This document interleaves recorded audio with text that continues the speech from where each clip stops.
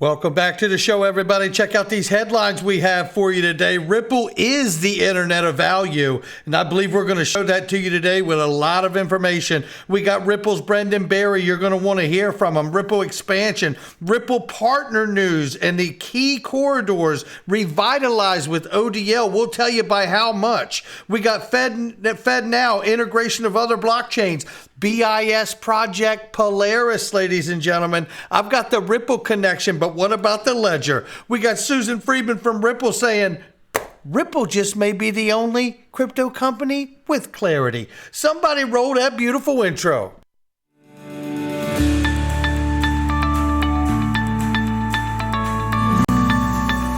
Digital Perspectives with Brad Kimes. Come on in.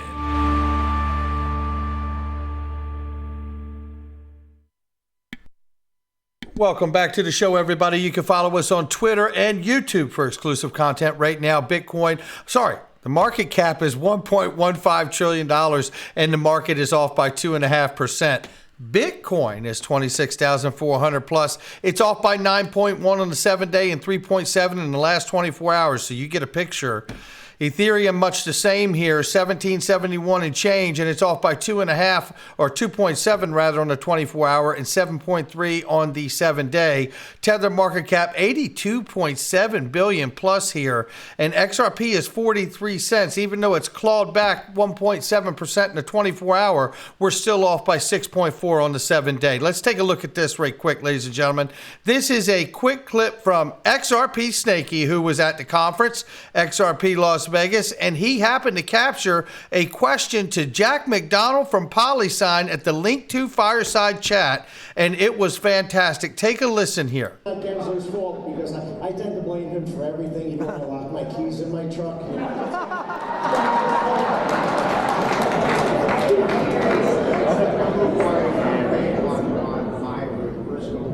Turn his mic on, please. Is my mic on? It's on. It's working now.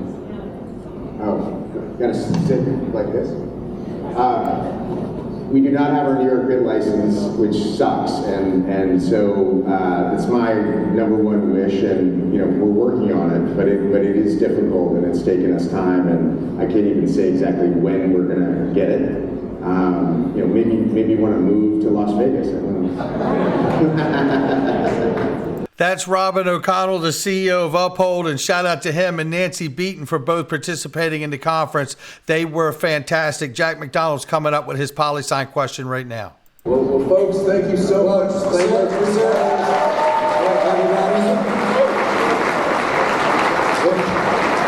If you don't mind, I have a VIP that's one question. Last one. This is for Jack. Jack, I know you guys custody institutional investors, and you are going to custody accredited investors, correct? Okay. Yes. And if I'm accredited and if I bring over all my assets to PolySign, will someday we be able to collateralize that with a partnership you might have with a big bank? So I never actually have to have my assets leave your platform. I'd be able to collateralize them and go from there. Yeah, that's certainly the vision. I think that's the way capital markets are going to evolve. I think it's an excellent question. Ultimately, we need the banks and other institutions who would provide some leverage or margin and then take that collateral. But you're exactly right. We would be a strategic link in that chain where we keep the asset under custody and you would essentially pledge or delegate it to another party who would give you leverage or allow you to trade or whatever. We are having a number of conversations with other partners in the ecosystem about doing just that.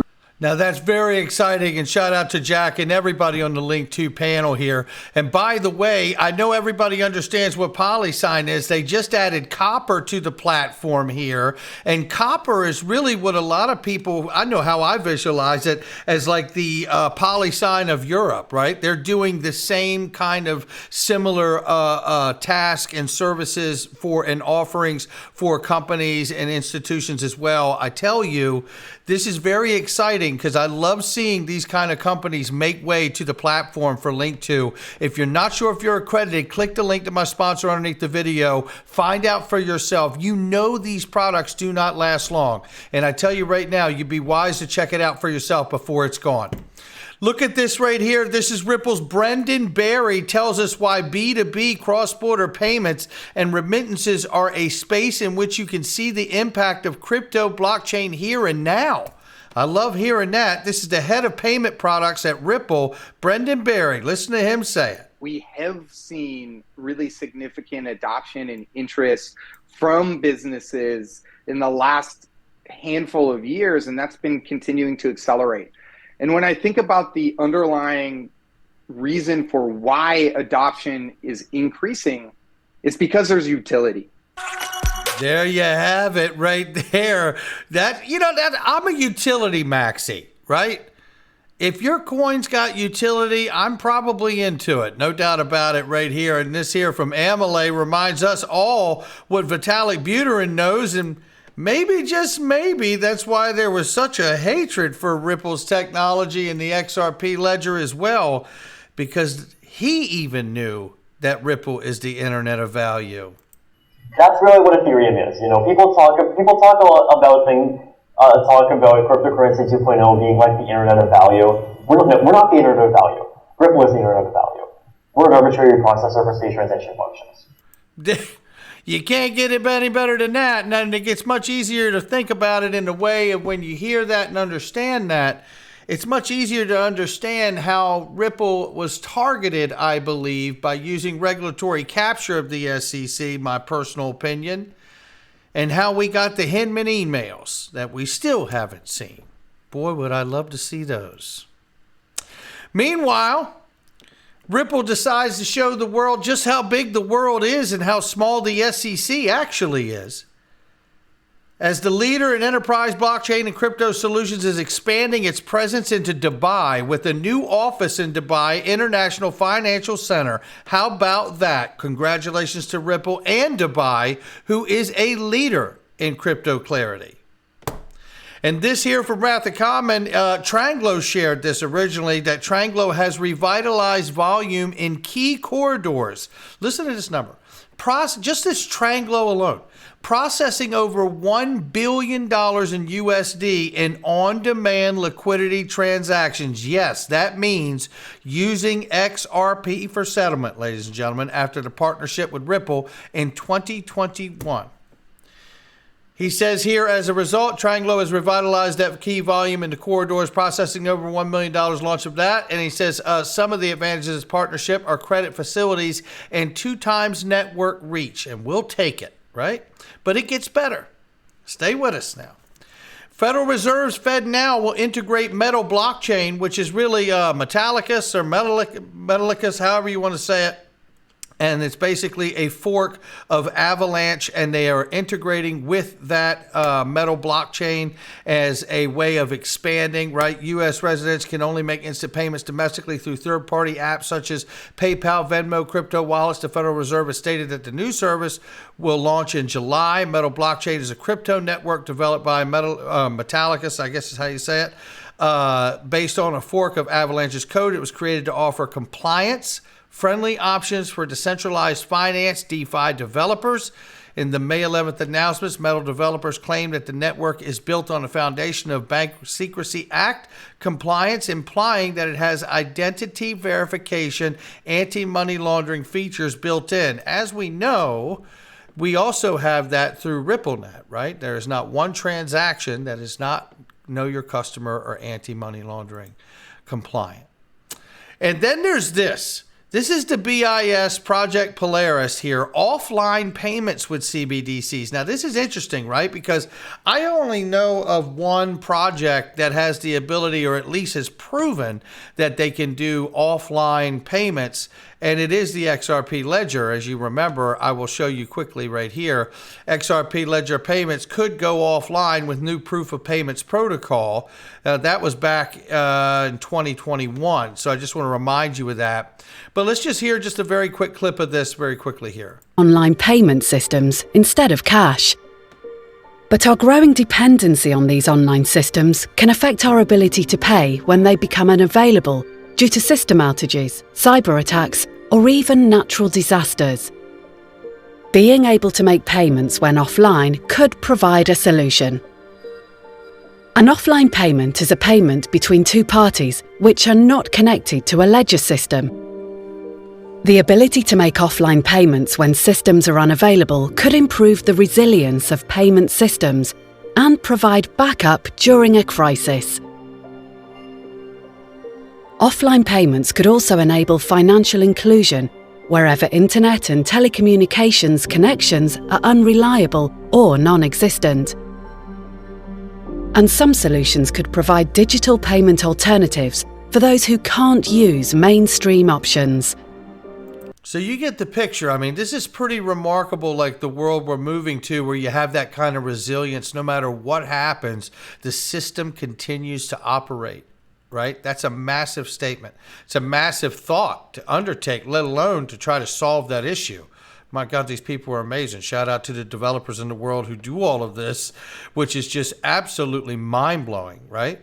And when I think of that, I think of XRP Ledger's payments could go offline with new proof of payments protocol. We know that they've proven they can do that. But what I wanted to share here is pretty important, because I went into the PDF file of the Project Polaris. And while we can't say just yet that BIS Project Polaris is using the XRP Ledger, because it doesn't cite that in the documents, we can say that they're working with Ripple to solve it. One can only wonder whether Ripple offers the XRP Ledger as a part of the solution. Step by step, we get closer to knowing exactly what the new digital world looks like.